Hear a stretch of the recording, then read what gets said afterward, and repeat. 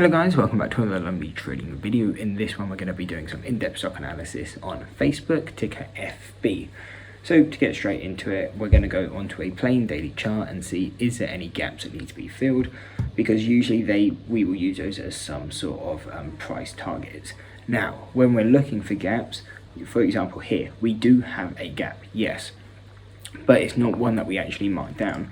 When I'm marking gaps, I like to have ones that are very clear, whether you're looking for gaps or not, that they stand out to the trader or investor.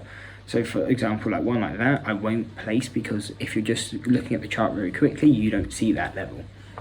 Where something like this, for example, you would see, and you will see that when stocks come into these levels, as they're a lot more noticeable, they tend to have bigger reactions because a lot more people tend to trade or see them.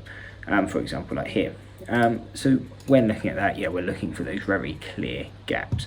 So for example, our gap here, we've now created a new one. Thursday's close was there, and then Friday's open has now created a gap. So that 342 is now a level that we would be looking at. We also have a level at 335, that is still a clear gap. And they're going to be the two main ones that we're looking at currently for price targets, at least to the upside.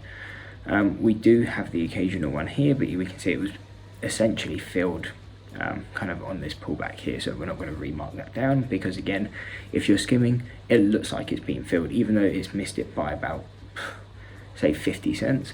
If you're skimming the chart, you're not going to see that level, so we don't want to be plotting it, because it most likely won't have the largest reaction at that level.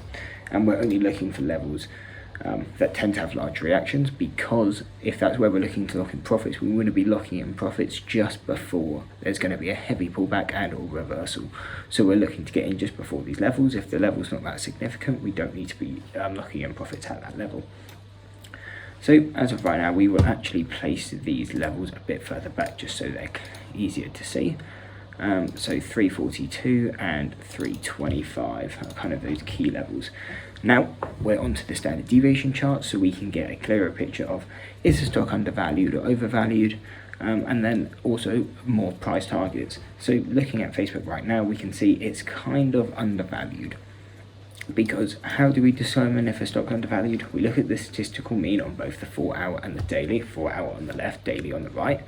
If it's below this statistical mean, it's usually considered a lower price and kind of undervalued at the moment.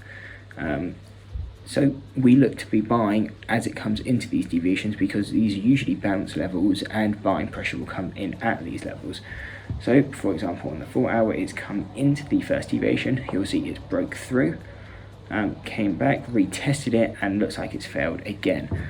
So what this indicates to us is that it's most likely going to fall down further. And when that happens, we then look for the next deviation to be our buy entry.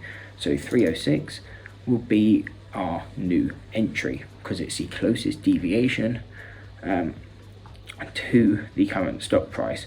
So 306 and 292 are our current buy zones, or low risk buy zones. Now we also have a deviation at 329. Again, it's already touched this, we won't be trading off it. It's more of a level just to keep on reference. So this 324, 329 and 342, none of these levels we're not going to trade off. Instead, we will use these as areas to maybe lock in a bit of profit, and just areas to be watching out for, because coming into these zones are areas where we can see well, selling pressure, because we're now below it and it's failed. So selling pressure as we come back into these levels, and also can be reversal zones. So we don't tend to trade off these, and instead we are just kind of cautious, and if we are long on the stock, they're probably areas we will be locking in profits. But for now, 306 and 292 are kind of our key buy zones. That's the second deviation on both the 4-hour and the daily. And like I said, it's the next closest deviation that hasn't been touched, which would provide a good buying opportunity. So these are areas that we'll be looking to go long. And if for some reason it does break down further, then 272 and 253. Don't really see it coming down to those levels, but the 306 and the 292 are quite possible. So those are the areas I'll be looking to trade. Now, where are we looking in to lock in profits?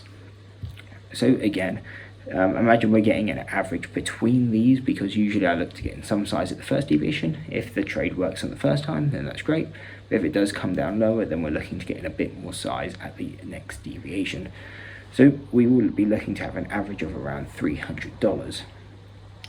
Then where will our first area to be looking at profits, and that will be right below $325, because that's this level here.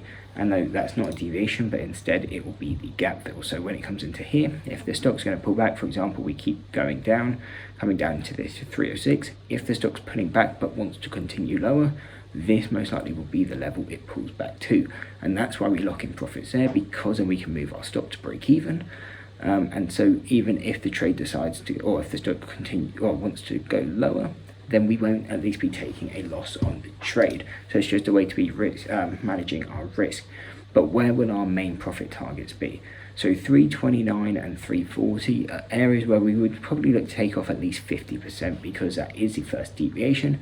And if the stock's struggling to get back above this level, then we don't want to be stuck in the trade for months on end. So it's usually the area it will get to quite quickly, an area we can lock in profits and make a good return. For example, if our average is around $300, if we go to the lower 330, that's still a 10% return, which is very good, and especially if you're using options, and could be even better. Now, where would be the kind of next key areas of locking in profits? Statistical means. And these are always areas where we look to lock in quite a hefty amount of our size for two main reasons. Firstly, the stock can quite easily reverse on this level, and tend to decide to stay within the lower bands, because if you haven't seen this before, these are called standard deviations. Standard deviation channels, but it works as normal standard deviation. So you expect 68% of the data to be within these golden bands, which would be the first deviation.